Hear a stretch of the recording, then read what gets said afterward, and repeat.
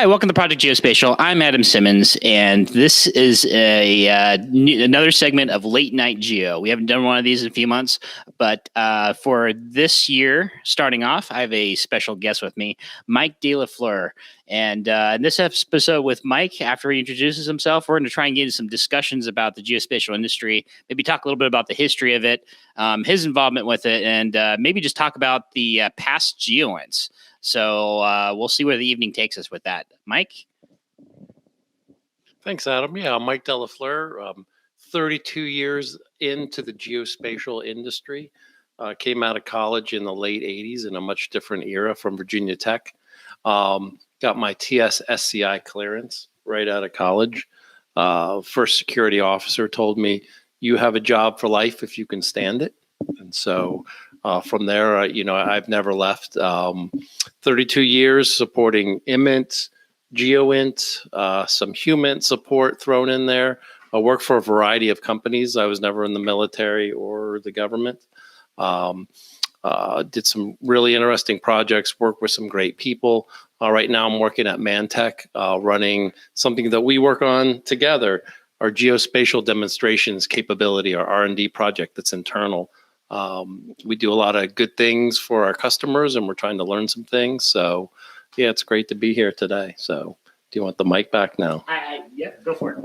A couple questions we'll start off with first. I want to back up a second for the, we have a pretty general audience. Mike just threw out a bunch of different terms out there that are that are more defense intelligence related. So he mentioned IMINT, that's imagery intelligence, HUMINT, human intelligence. And those are basically specialties that you can get involved with, career specialties you can get involved with that focus on different aspects of information collection. So imagery being, either satellites, aerial, or different types of imagery collected looking at the ground.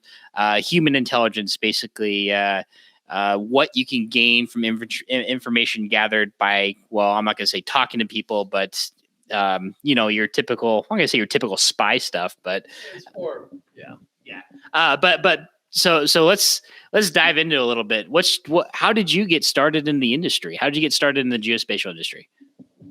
Well, that's a good question. When I was growing up, my dad was totally into maps. We used to read the road atlas the way people read magazines, and I still do that to this day. You probably do too, Adam, to things like that. So we're totally into maps. My late Aunt Jane was a geography major. She got her master's degree at Syracuse University, and she had books on geography and cartography.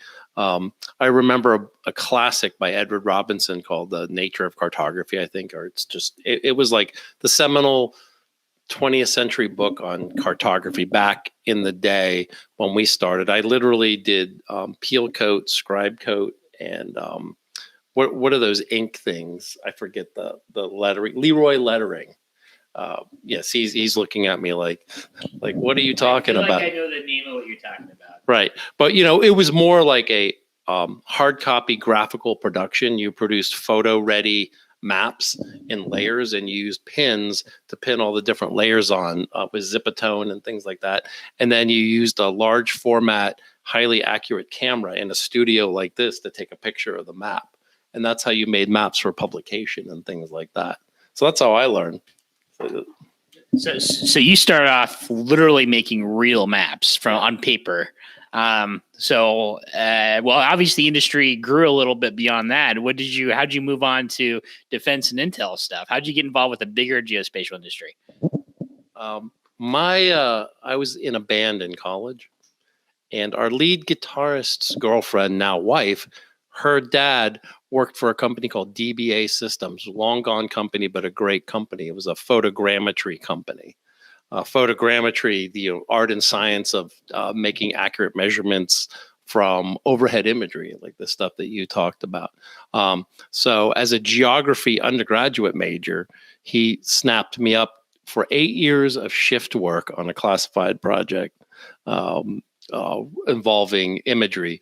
I can say this now, the whole thing was classified till the mid-90s, and then we got to tell everybody what we did. But it was basically packaging government satellite imagery up for use by the Defense Mapping Agency at the time. We used to build their packages that they would use to do map production from imagery with. So it was actually very interesting. I got to learn about a lot of cool classified things in the 90s that were, pretty exquisite at the time. And so I got started in the industry that way. And you talk about how the industry has changed. My first job was running 3 sets of VAX 11780 mainframe computers and a digital VAX PDP 11, I think, where the keyboard was like you typed on it and it printed on paper. So we've come a long way. The equipment we used to do the work was like exquisite and expensive. Soft copy, digital imagery work on these were like $5 million a copy, these machines, to do the work 30 years ago. You might be familiar with some of them from your Air Force days, some of the things, but they look like they were right out of Star Trek, real buttons and dials and wheels and stuff that spun and all that stuff anyway. So a lot of changes I've seen in the industry. When I went to grad school, I went to George Mason for grad school in the mid 90s. They said, hey, there's this thing called GIS. You got to learn it. Painful learning of ArcInfo with command line commands and things like that. But they said, GIS and cartography and what you've been doing is all going to merge with information technology shortly. And sure enough, my professor was correct. One of the best classes, I took a photogrammetry class that was great because, this is sort of like the history of geo, right, in the 20th century. He was the lead photogrammetrist, the lead mapping guy for the Apollo lunar missions. So he was an adjunct professor, but he was the guy that did the mapping projects, and they built simulations for the astronauts to practice the lunar landings. So back in the day, and now we would do this all in computers. They built 3D models by hand based on lunar imagery. And some of them would be like not the whole globe, but like a quarter globe. They'd put it in a room like this, and then they'd build these metal tracks and put cameras on them, and they would simulate filming the approach to the lunar landing and going down to the surface. So this totally analog thing. So little full discretion here. You're not describing the actual moon landing on camera. You're actually describing the simulation they did the practice, right? So we're not where the moon landing happened. That's what they say. I mean, but so very cool, like cartographic history things, right? Oh, and the more you bring this out of me, the more I realize like I've been doing this a long time, and it's not really been a long time, but the technology and the practice has just advanced so much. Like by the time we got to the 2000s, we got email in our desktop computers, and we didn't have to pay millions for custom graphics software and things like that to do big image processing. And then, GIS and imagery stuff kind of went mainstream with the internet. Now we all see commercial satellite imagery on our Google Maps backdrop, and there's really no end in sight to the possibilities. I can say that the job I did for 8 years is now completely automated. All of us, all like 30 people that did this job, completely automated. A computer does it all now. So my first job was I was literally automated out of existence. So amazing! You still have a job now, right? So with that said, how you just described a good history of maybe 30 years, right? And what would you say the technology or thing that came about that really just accelerated everything to drastically changing how things were from your perspective? Two things. One was like just the rise of personal computing and the power that people and even organizations could harness, like on their desktops. You couldn't do image processing or GIS on a personal computer initially. I mean, we did our work on mainframes, and our disk storage was in the megabytes. Our 5 megabyte disks were like this big around. They were platters, right? And so just, the rise of computing power, Another real big thing was, you remember in the Clinton era, they I forget what it was called, but it was a presidential directive, whatever it was, we could do commercial satellite imagery. And so, and you're very familiar with that industry, but the original companies that did commercial satellite imagery, mostly on government contracts, started, and that started to enable organizations outside of defense, to do things like that, and all of a sudden, like real estate and construction, and all of a sudden, you had all these other players in the game. So just the computing thing and the Commercial Remote Sensing Act of 1996 or whatever it was, it just seemed to me like, big things in our industry. But now it's just like every year something new is happening, whether I'm sure I'm not doing the mic right here. Whether it's just cloud computing or AI or small sats, now it's like, there's more stuff than you can shake a stick at. So. No, awesome. I'm sure, and to give people some perspective, I'm not entirely sure how big the images were then in terms of scanning them on the computer. But images now range from, big satellite images, depending on how big the footprint is, et cetera, sometimes 500 megs to a couple gigs, or if you're dealing with a massive mosaic file of a county, for example, you could be dealing with anywhere between 10 to 50 gigabytes of imagery of a single image. So trying to do that, I can't conceive that being done in the 90s, right? Good point. I was there. I can say I was there when we did a lot of our imagery work for maps on film positives, like rolls of film that are backlit on a light table, right? And anybody who's my age or older is probably, and you may have too, spent some time on a Richards light table. So I'm not sure what brand of light table it was, but when I was in the Air Force, I had the pleasure of, I never worked in the 9th Intelligence Squadron. My squadron was the 13th Intelligence Squadron when I was at Beale Air Force Base. And although we worked on Predators and the digital version of the U-2, digital photography of U-2, the 9th Intelligence Squadron that was downstairs from us at the time, when we were all in the same building, they still worked on wet film imagery. And I'm not entirely sure they still did today, but as of 10 years ago, they were still doing that. And it was super high quality stuff, amazing to watch. And they're still going through. So I had the pleasure to look and tour around, but all those analysts were still looking at light tables, original light tables, same kind you actually see in the Smithsonian down the street.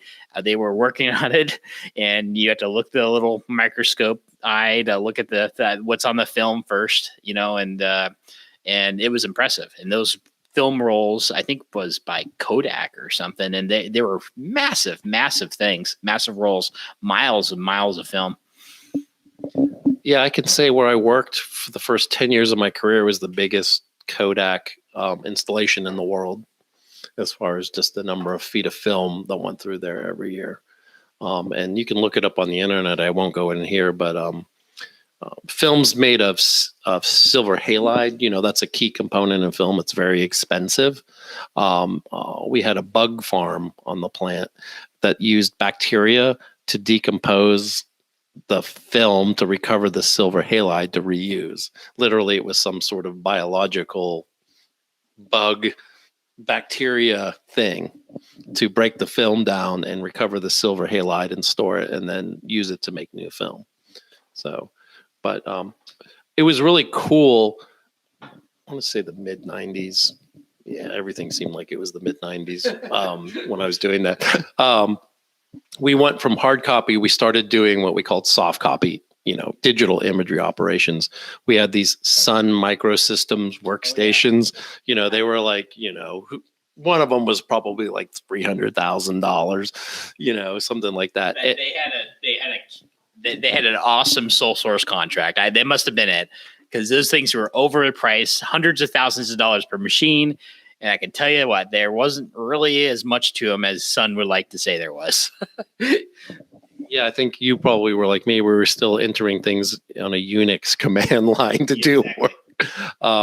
But when we first started doing some operations with digital imagery, we got the imagery on super VHS tapes, like the VHS tapes you would get from the video store, but higher capacity. I guess super VHS held, I don't know how many megabytes or gigabytes, but we would literally get a VHS tape for one image and a tape player. We put it in, and then it loads it into whatever it did, and then you can pan and scroll around the image. And it was pretty cool. I mean, at the time, it was like, wow, this is like amazing, right?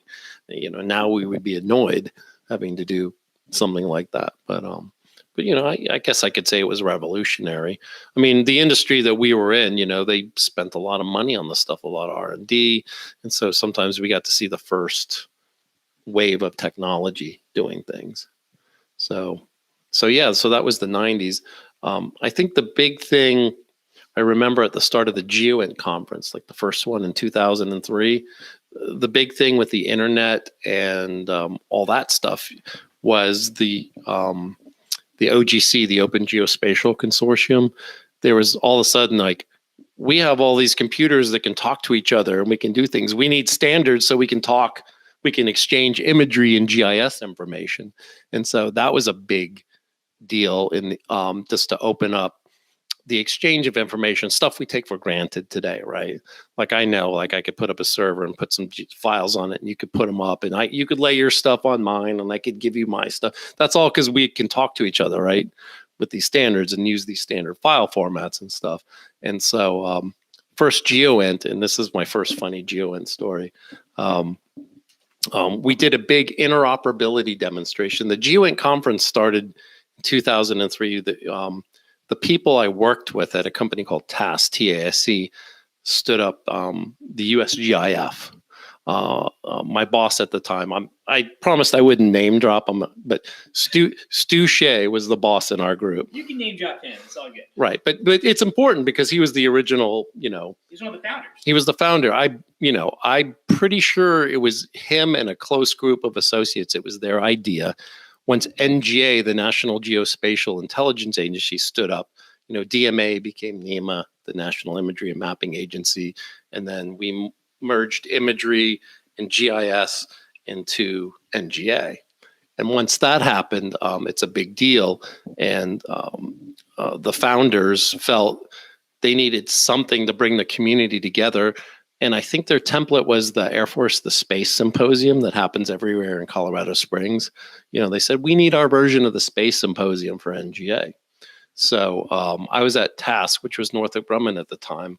And so we did a lot of work at work getting ready for the first conference. And to wind that story back around, the theme of it was interoperability, and we all multi-vendor, we all participated in this big interoperability demo where we all could talk to each other. Like all of our demos could talk to each other on the floor, and ostensibly we could work together. In practice, it didn't work quite that way, but we did a lot of cool things. And so I worked for Northrop Grumman, a big company, right? Jim Clapper was the director of NGA at the time, and so the corporate handlers, and it takes dozens of people and weeks of strategizing to do something like this. To this, you've been at many GEOINTs, to get the director down onto the show floor and then come to our booth for a demo. And so I'm at the end of the chain. I'm the guy doing the demo, right? So everybody does their job. They Sherpa this guy. Yeah. and in military terms, we call him a horse holder, right? Is that an Army term? I don't know. I think we have other words for them, not so kind. Right. But, that's, I guess I've worked with enough West Pointers. They call them horse holders. So, right. So General Clapper and his, was a general? Yeah, he was Air Force. And, well, I don't, was he? I'm blanking. Yeah. Anyway, edit this part out for the. No, it's live. It's too late. But my mom said she's going to listen to the recorded version because it's too late. So he gets to the booth. It's great. It's like, and I'm like ready to go. We've got our demo, some disaster scenario in New Orleans because that's where we were. I was like, hey, okay, here's our demo. We're doing this. We're bringing this data in, OGC.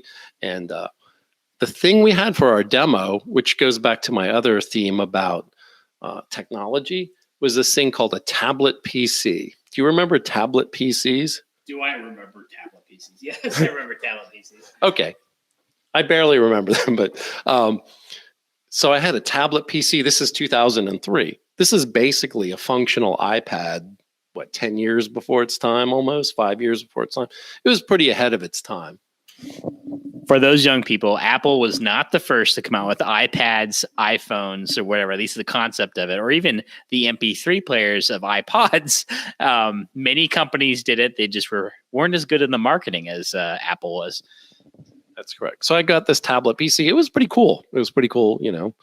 And so I start going into my demo spiel, and he goes like, "What is that?" I'm like, "It's a tablet PC." So can I see that? And he's like, "Hey, this is pretty cool." And he turns to his guy, and he's like, "Hey, can we get some of these?" And the guy's like, "Oh, okay, And I was like, "Yeah, that's really cool. Hey, thanks." Moves on to the next demo.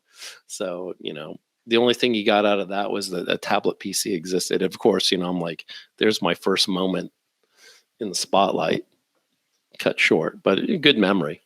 No, it's funny you say that. It's amazing how you start off with trying to give a demo on the thing that's important to your company or organization.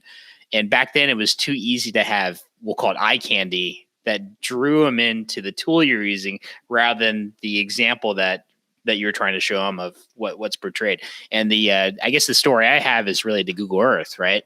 I was tasked with showcasing Google Earth, what we can do with it, the different data feeds we're bringing in. And I think the booth I was in as an Air Force guy, I was my first GEOINT was at 2000 and I want to say it was 2010. It was actually 2000. Was that the New Orleans one? 2010.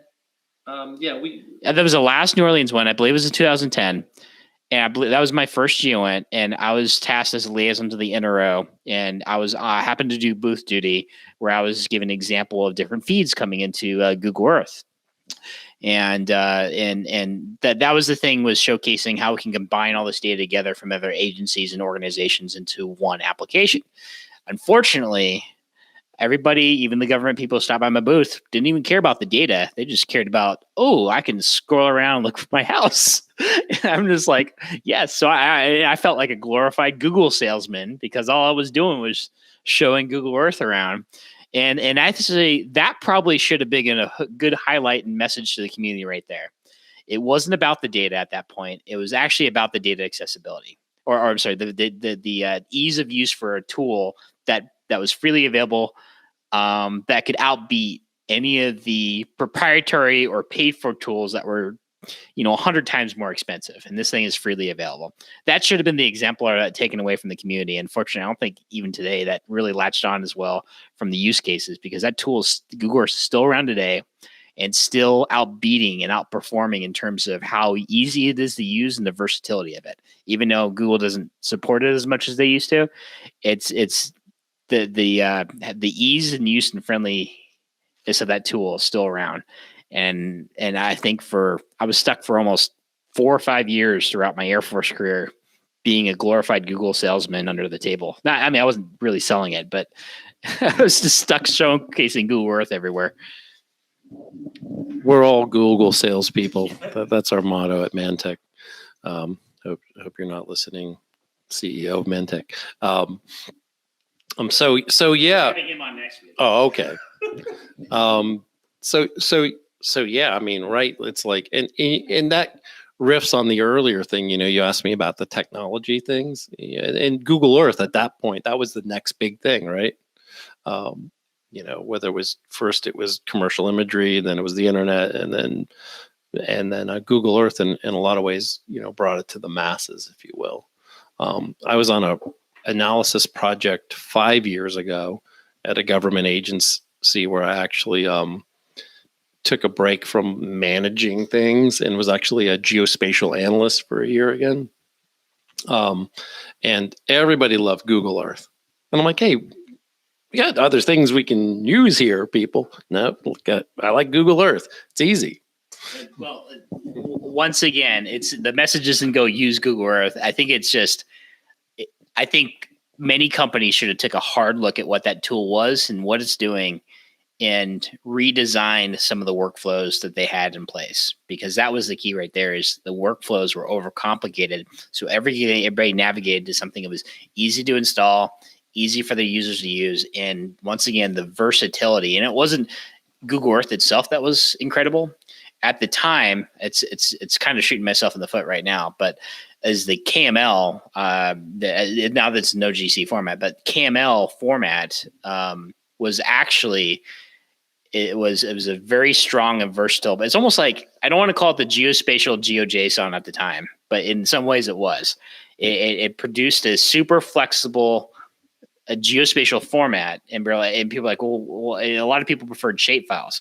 But the interesting thing about the KML is it could be live and dynamic at the same time too. And it can do a lot of different things that the shapefile cannot.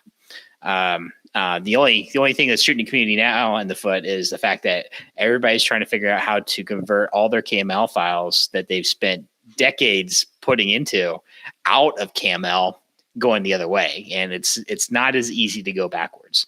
But either way, there's a lot of lessons learned there on why it was so successful. I don't think the community still, I think it takes it for granted, and why they almost got screwed out of, look at Esri, look at the damage it did to Esri for a little while.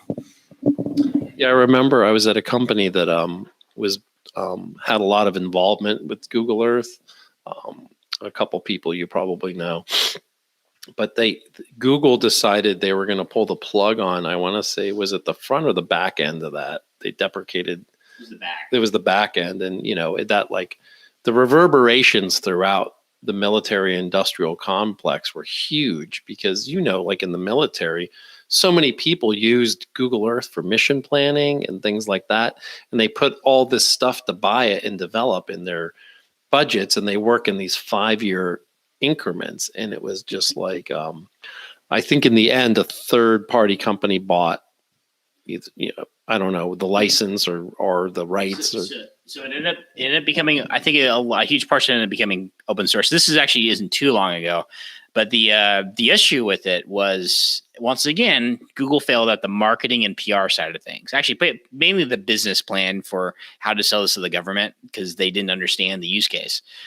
They sold globe servers, and they made a lot of money off of that, but they underestimated how many users those globe servers actually reached across the wider DoD community, because you had maybe 3 or 4 big you had probably a dozen globe servers around the entire DoD, but 3 or 4 big global servers between the Army, NGA, and the Air Force. But they probably, I think, upwards of between 100 and 200,000 users relied on this service. It was incredible. And so when they started killing it, they thought they were only killing probably a handful of contracts for the globe servers. And keep in mind, the client itself was free. So, looking back, should Google have charged for Google Earth itself as a license to make it more of a viable business? And what would have been appropriate? Because the most attractive thing was how the client was free. And technically, you didn't even need to load a globe server. You can actually trick the server into being cached from the internet and do all kinds of tricks to load it locally in your server. So kind of little tricks of the trade from a local unit standpoint to get by some of the, you can use it as a generic viewer, basically. And that was the impressive thing. It goes back to that versatility.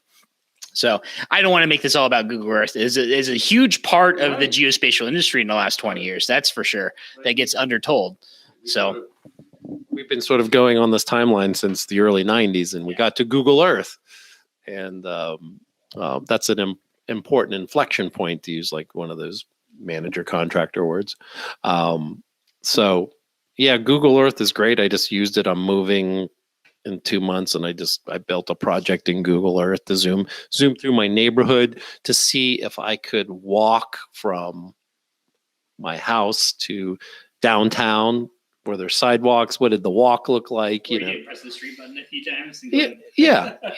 But it's a great tool. Every year I go on vacation in Europe, and I got to drive around some crazy European city. So you do like mission planning with it, right? I mean, that's what people do, right? It's got 1,000 uses. I think the biggest thing was the services behind it was the initial backbone for doing like the Google Maps and the satellite side of things. It worked in conjunction with it for many, many years.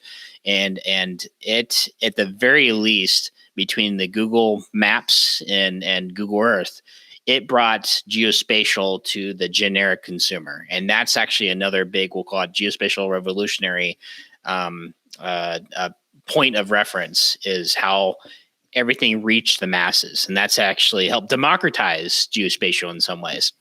But going back to the GEOINT Symposium, let's circle back a little bit. Those were interesting too. I mean, you were talking about the first one, and you said 2003. But can you talk a little bit more about how those conferences evolved and how you've seen them over the years, and perhaps how they've evolved with how the industry evolved, right? Yeah, great question, and some pretty good memories from almost 20 years ago, which is scary. The first ones were this is not a giant conference by worldwide conference standards even today. What is it, like 5,000, 6,000 people? Big, but not like Amazon reInvent big, right? Or something like that. Or DOTIS big. It's a specialized conference. The first ones were, they were kind of a celebration. Just, NGA had stood up. The term GEOINT was invented, around them and applied to what NGA did. And so it was probably about 2,500 people at the first couple of conferences. Like I said, the first couple were just like, geospatial, we're happy to be here. So it was like a much more, I would say, restricted set of vendors and companies displaying what I would call the usual suspects, right? The big defense integrators, the big software companies, the big GIS and imagery companies. It was very geo-focused. The industry just wasn't that. It was big, but it wasn't like giant at that point, right?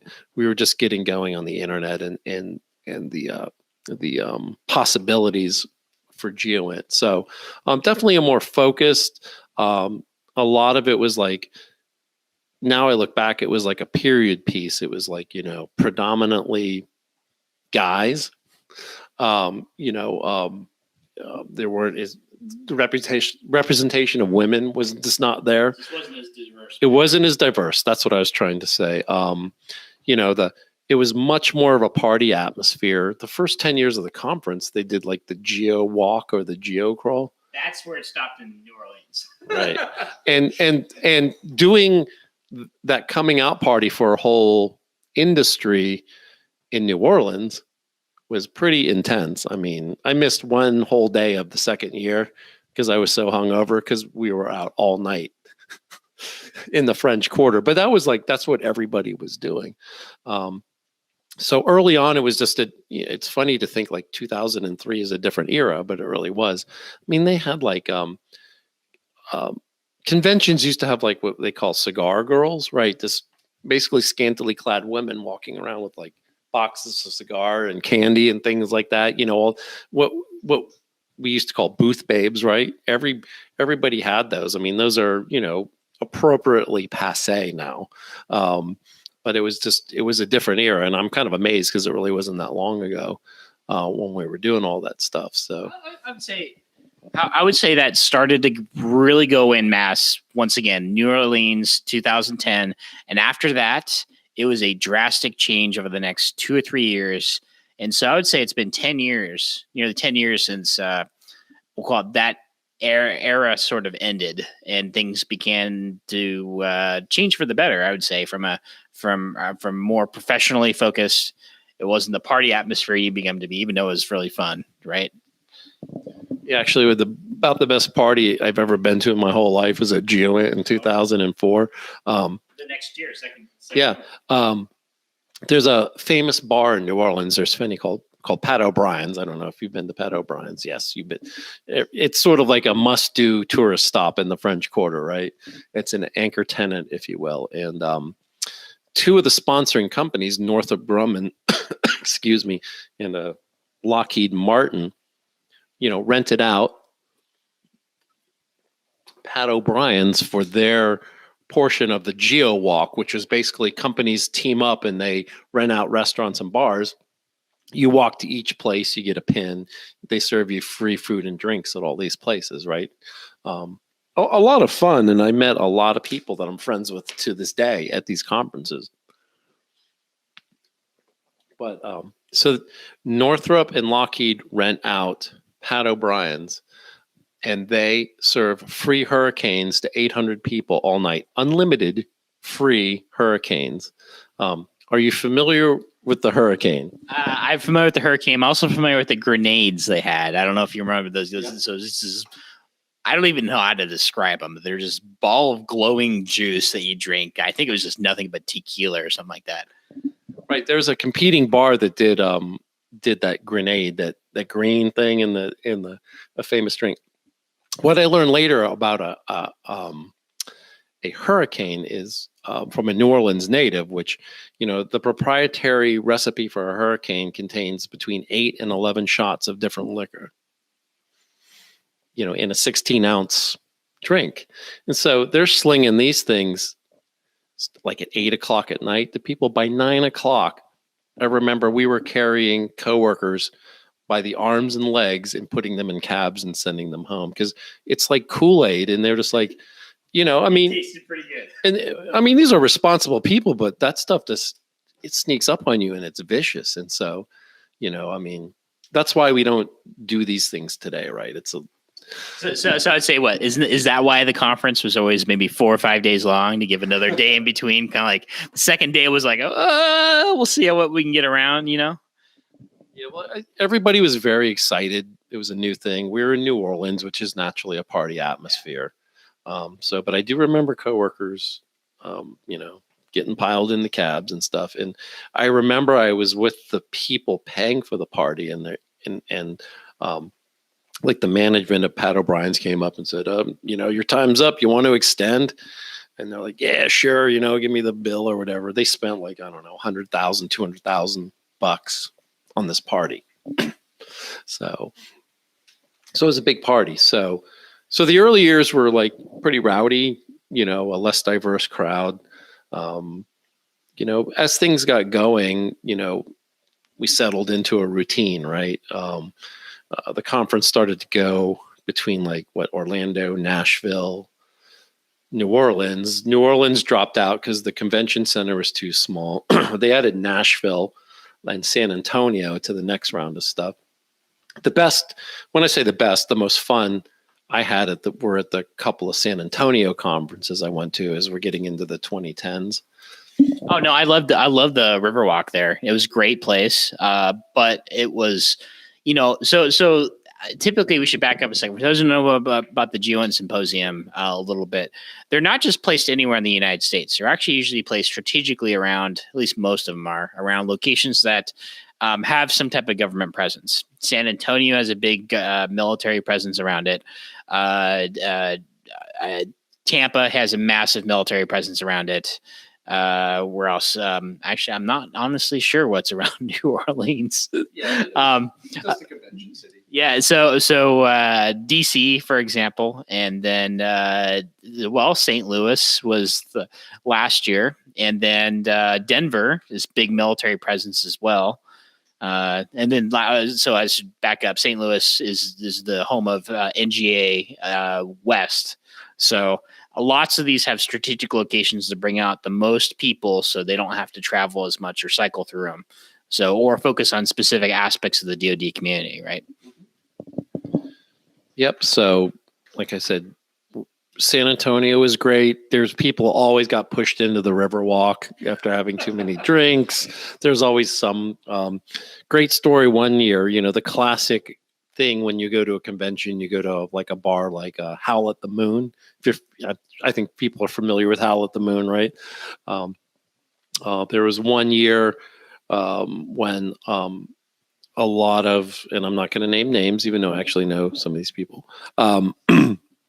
government seniors and other industry luminaries were encouraged to jump up on the stage and sing their alma mater's fight song.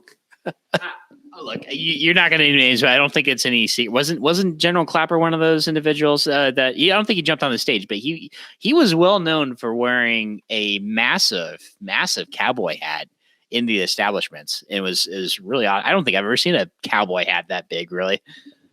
Actually, with a friend of mine, the first one I went to in New Orleans, he was in between his NGA gig and his DNI gig, if that's right. So he was a civilian. And he's like, "This is great. We could buy him a beer in the bar and everything." And he was like, "Thanks," because he didn't have to, play the part, so to speak.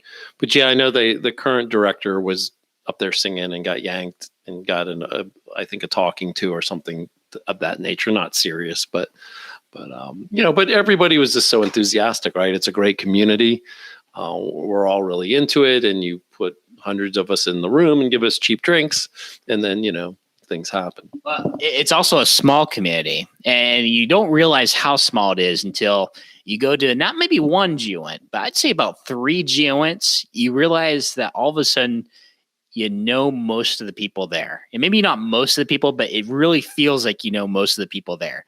I would say, yeah, there's a huge attrition or turnover by personnel and companies, but you start to see the same, I would say 30 or 40% of everybody year after year. And that's how close knit the community is. And then it's just a friendly crowd and meeting people you haven't seen in a long time. Right.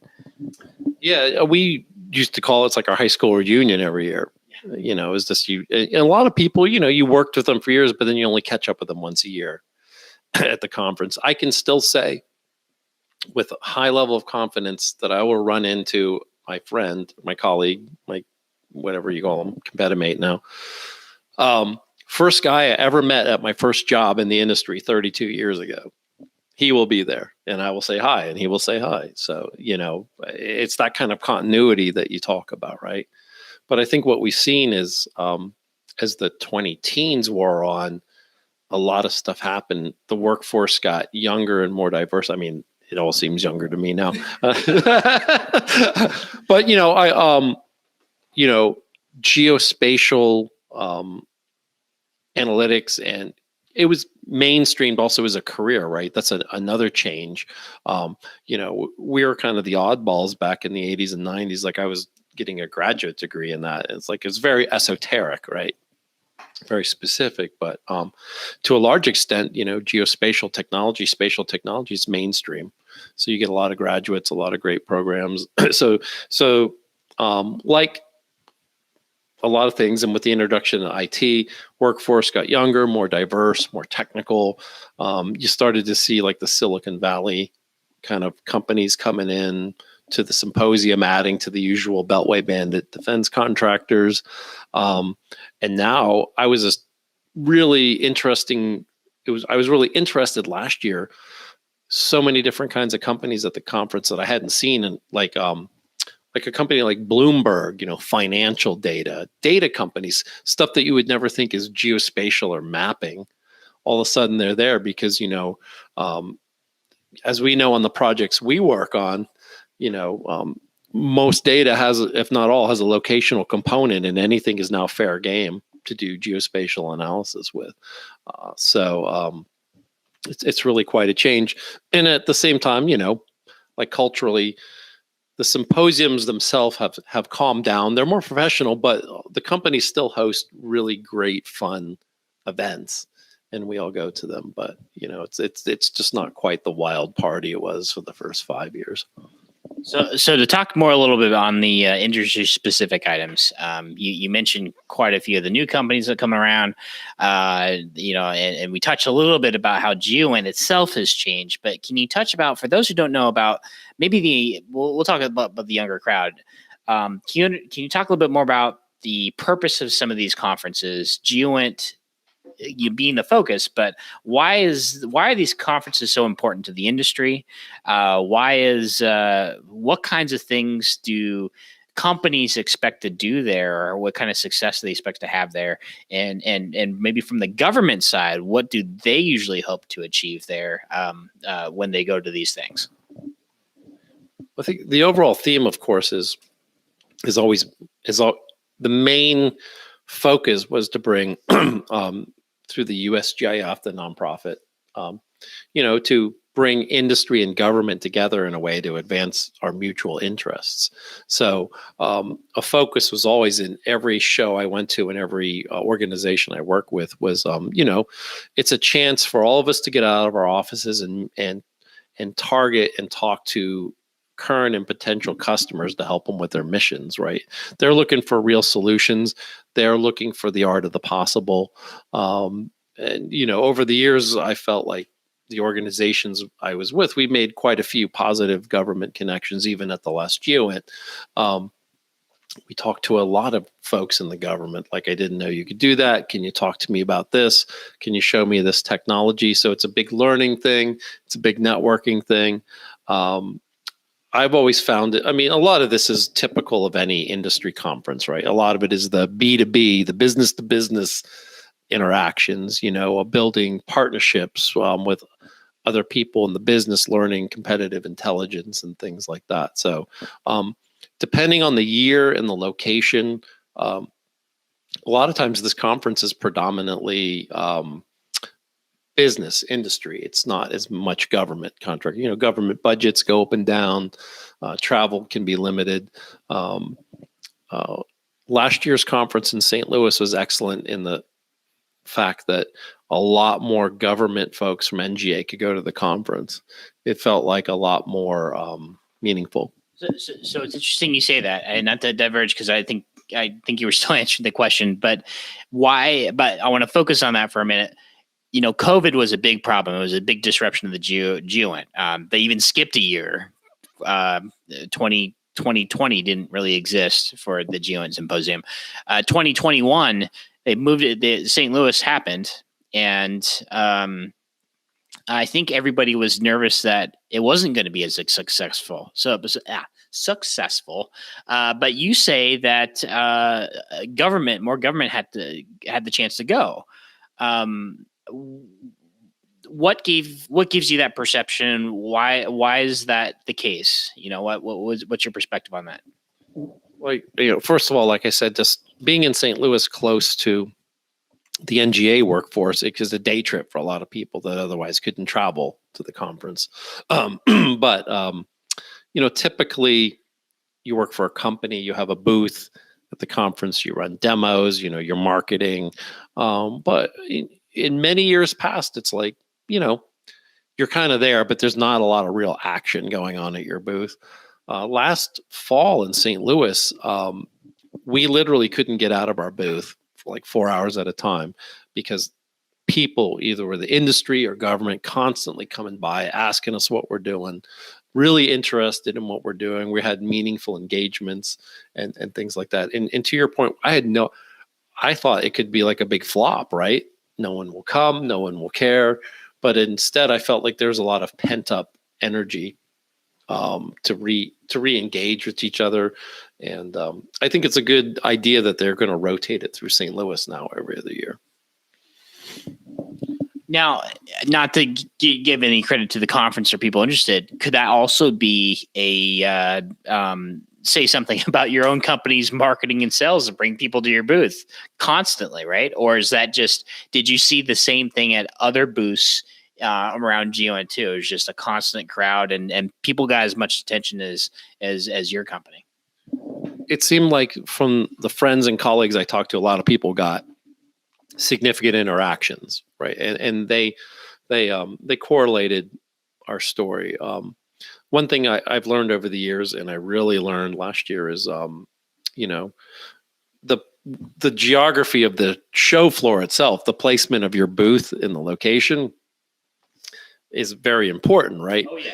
You can be on a main highway or you can be back in a cul-de-sac in a neighborhood, and people don't go to that neighborhood as much. Our booth, our ManTech booth, was like first booth or second booth on the right after you come out of all the big sessions. So it's the first thing everybody saw. And so that really drove a lot of traffic to the booth. I'm sure in some ways those with the so at GEOINT, every company is given these scanners, and they have to. Usually, it'd be a good idea to scan each one of the people's badges, so you're not getting an inventory of who's attended the booth. But I would think that also keeps track of trends on how many people and which booths get the most attention, and perhaps gives them. I'm thinking USGF has this kind of insight: is what areas, what neighborhoods per se get the most attention, and then next year it'll influence your next year's layout, right? Is that typically what you think? Yeah, we've in the past in corporate efforts for the conference I've been involved with, you either get that prime location, and I'd be honest, I think it was 50% good planning and 50% we just lucked out, right? I mean, to be honest, but mostly people want to cluster. There's different pavilions, right? In the government pavilion, where the government, and when I say the government, it's primarily NGA, does all their demonstrations and their talks. That's where the government decision makers go to talk or to be. And so you try to cluster around that pavilion if you want to interact with your customer base the most. So this next year, it's in this year, next month. Well, we got to wait 3 or 4 weeks now. It's going to be in Denver, Colorado. To my knowledge, has it ever been in Denver, Colorado before? No, it has not. What's your perspective of how it might come out and how it might turn out in Denver?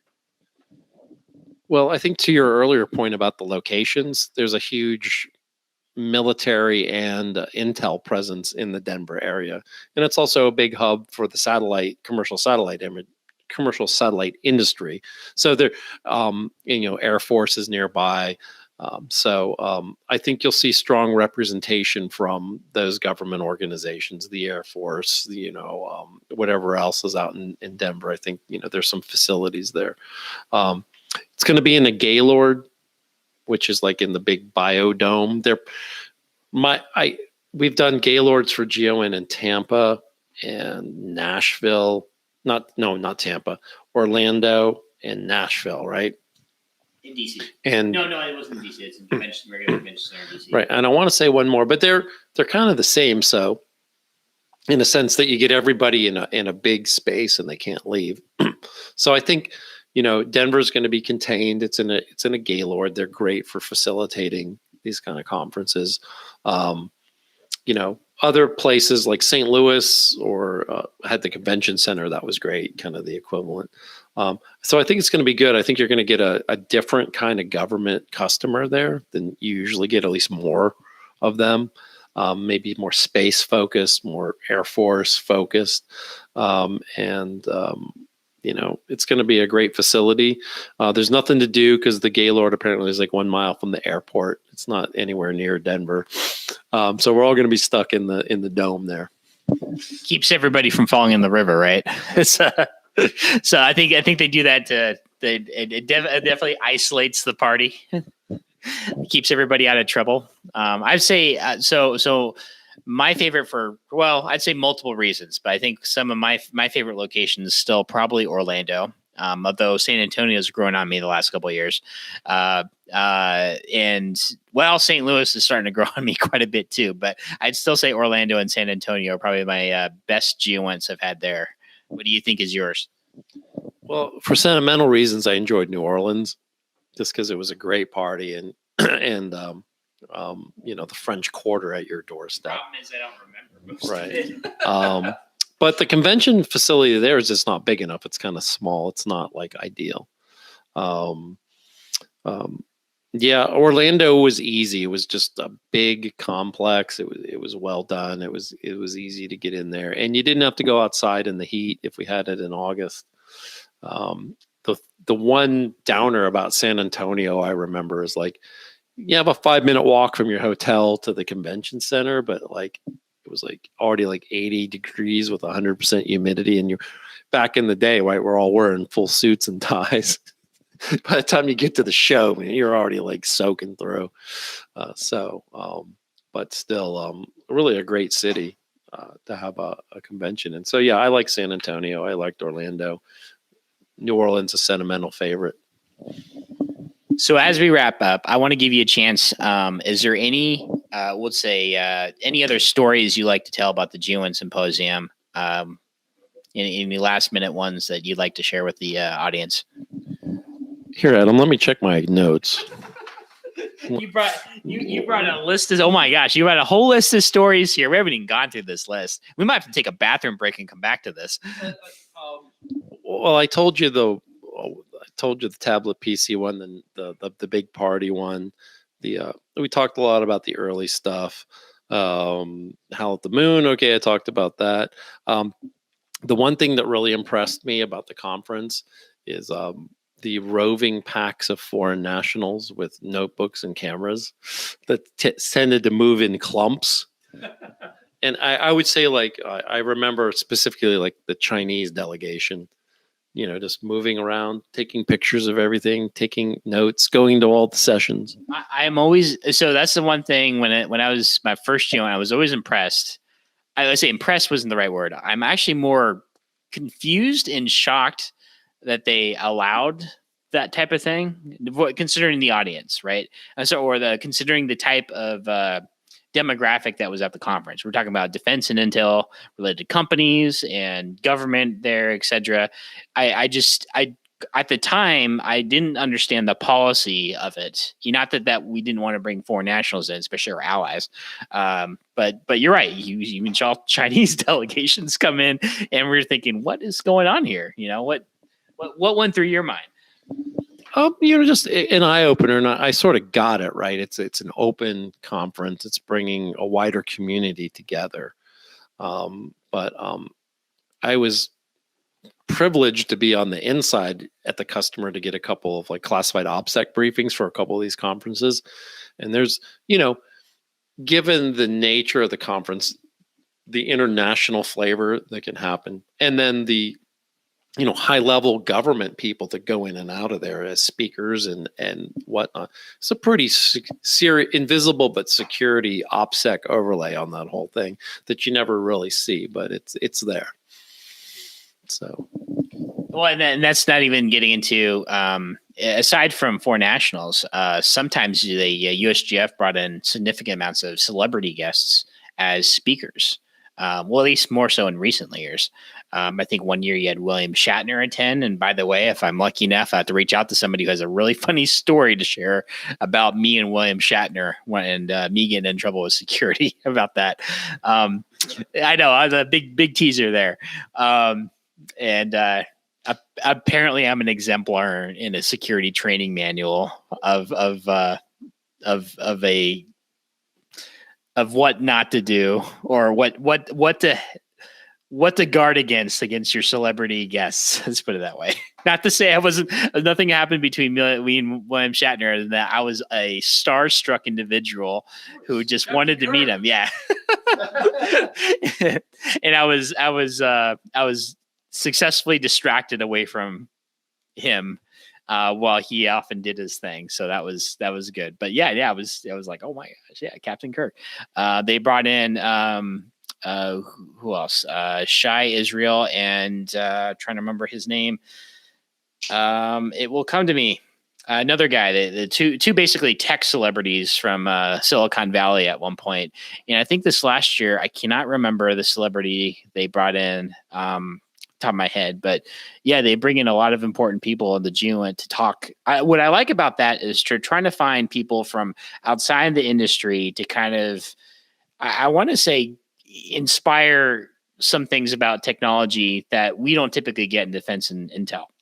From the Silicon Valley side of things, more from the commercial, maybe, I wouldn't be surprised if one of these years we get some Elon Musk or, Amazon's there all the time. Why isn't Jeff Bezos showing up to one of these things, right? Yeah, wouldn't that be something? But, the William Shatner memory makes me smile because I was at that conference and he's not a spring chicken by any means. I mean, he's over 90 now. Isn't he? He was, approaching 90 when he looked good, and he's speaking at a conference full of thousands of people, and you're 90. That's pretty good, right? I'd be happy just to be walking. but we're like, he started talking and it was just like, he was just all over the map figuratively.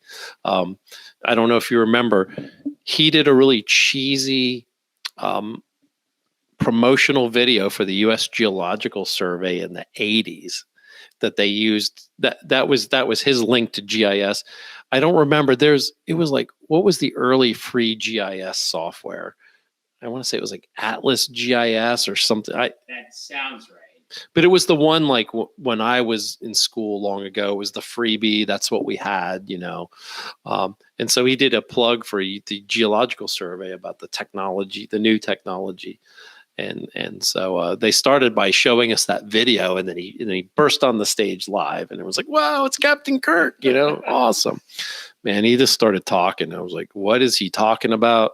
It's just going from topic to topic and rambling. I'm like, and I was like talking to my friend, like, can't believe they're letting this guy out as a loose cannon going unscripted in front of this audience, you know, for like stop the captain. Right. But, but we were like, what is he going to say?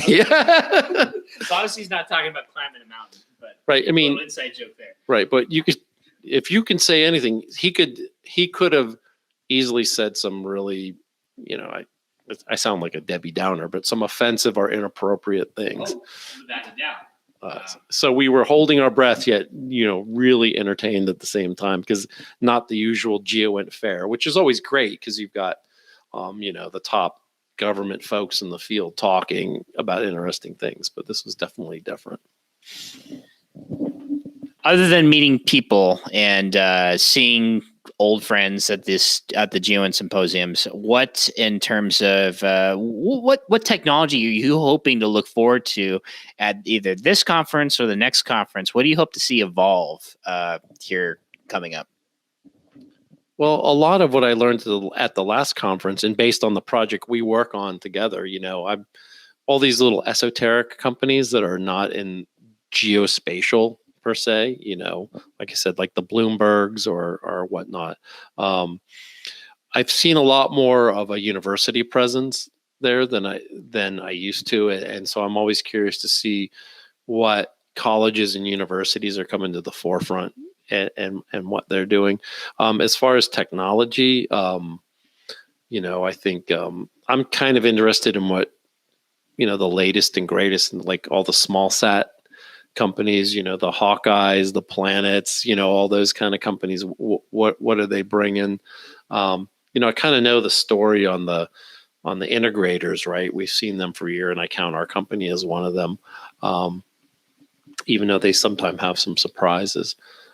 So, you know, new companies, non-traditional companies, universities, I tend to focus on those kind of things. How about you? Ooh, that's turning the question back at me. That's I should know this. Okay, so I think what I am actually hoping to see. Okay, so let me take a step back. I have hopes. I haven't seen any of this so far, but actually, the last couple of years, I've been hoping a satellite company that's focused more on nighttime infrared or infrared related stuff. That's been, you know, I know SAR. I mean, I've done all the sensor types, but I've seen the SAR community stand up big time. EO has been out for decades because everybody, you know, that's just a given, right? But the one side of the spectrum, because I've is the infrared. I know how powerful it is. I've seen it. You know, we've seen it with NASA's VIIRS and MODIS, and with the power of low resolution version of that. And I've heard rumors of companies standing up for satellites launching, and I want to hear more about somebody doing infrared. And I mentioned nighttime. I actually would like to see more companies do more stuff on the dark side of the planet. You know, planet's dark. What I'm going to say 12 hours a day, but somewhere around that. It's dark at the time, but a lot of human activity happens at night. And I'd love to see more monitoring of that and mapping of that. There's and knowing the planet is dark at night and there's a lot of activity going at night. There's just a whole side of the picture that we just don't quite see. And I believe the SAR is the only one being able to do that right now is sometime. I know they're capable of doing nighttime collect with SAR. I don't think we see it a lot. The other thing that I'm hoping to be surprised about, and I know we hear a lot, I notice I'm not even saying machine learning. I'm still waiting on a good, we'll call it standardized workflow for machine learning. Everybody's still working on the basics. I say basics, not just, I mean, they're just detecting objects. A lot of people haven't quite linked it to a mission workflow that makes sense to everybody. And I'm waiting for that to happen. Sure. I think everybody is. But the biggest thing I'm hoping to get surprised by is somebody to come around and go back to the basics. When I say go back to the basics, I think everybody's working on these big technologies, but the tool sets that in front of the analyst usually get forgotten about. Like, and which causes, either military analysts or folks to say they come out with these like unique little applications on the fly to help their current workflow right in front of them.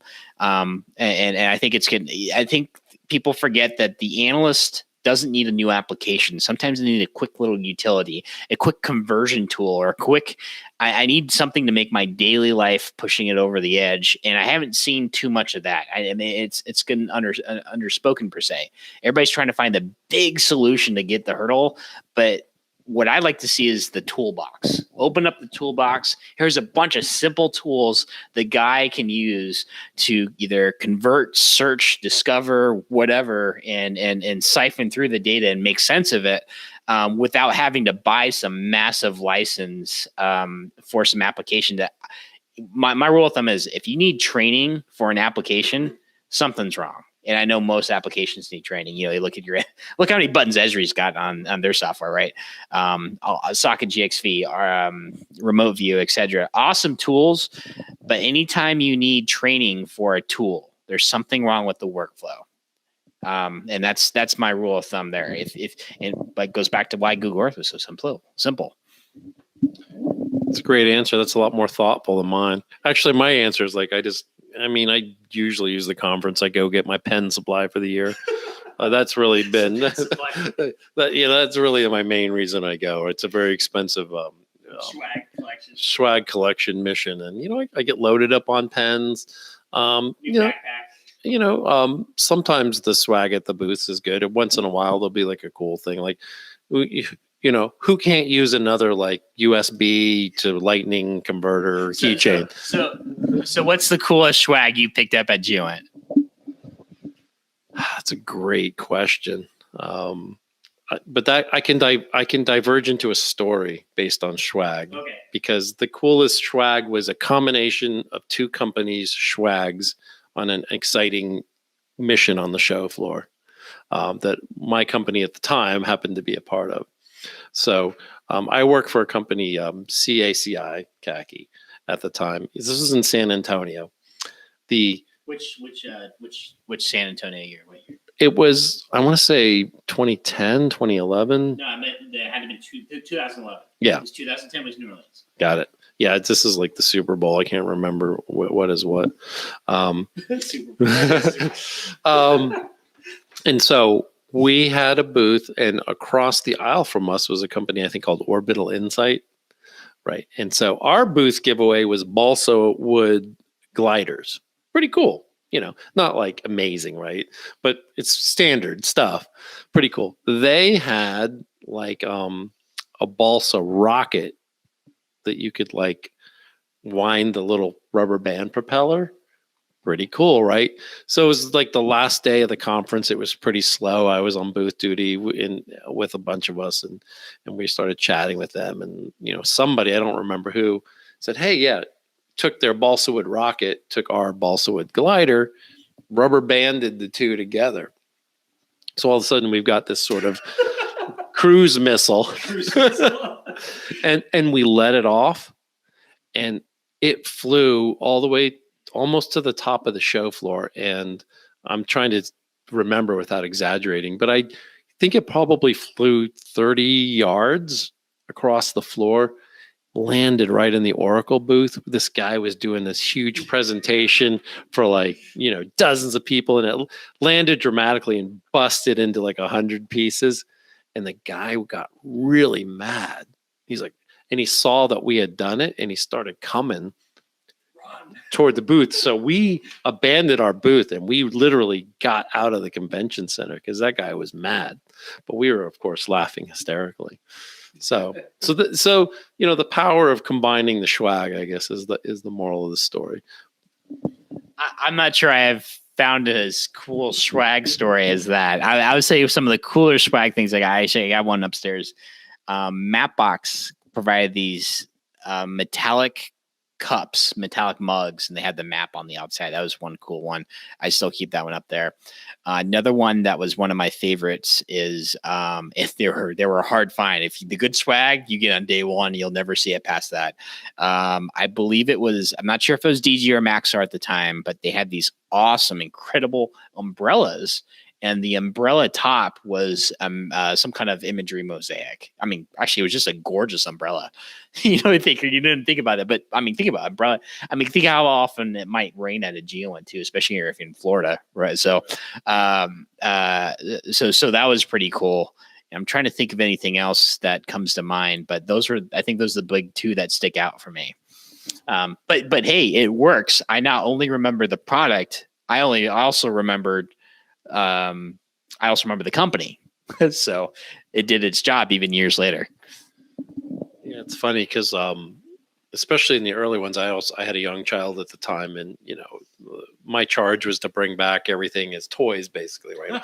all the squishy globes, and I brought bags. Yeah, just I would get the pens, and then it's cool, right? Because kids love that stuff, right? But you had to bring it all home in that bag they gave you and it was always like our arch rival competitor's logo on the bag. And so I had to literally spend 10 years with my kids using this bag that said SAIC on it or Booz Allen, right? And that it bothered me back then a little more. Now I don't really care. Yeah, you have gotten me on the lookout for swag then.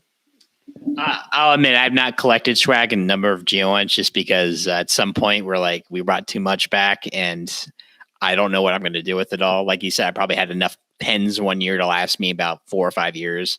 That I will say this. It's another piece of swag that I might have still one or two laying around.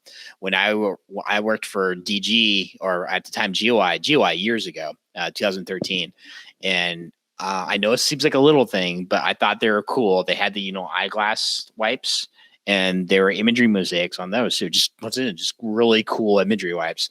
And now, to me, I think I have a couple GEOI swag products laying up around here because I at one point I grabbed a marketing a lot of swag from them when I worked for them.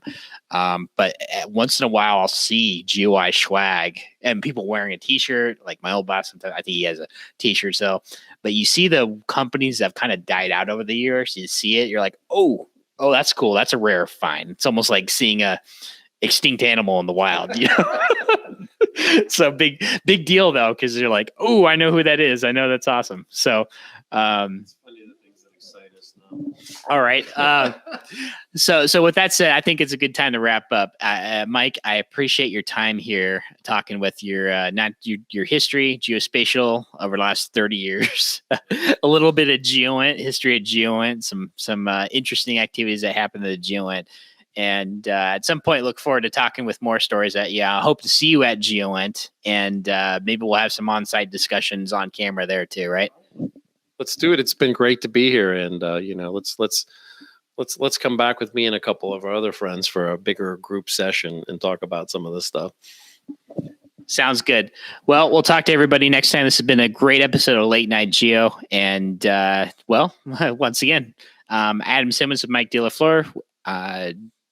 Wrapping up. Talk to everybody next time.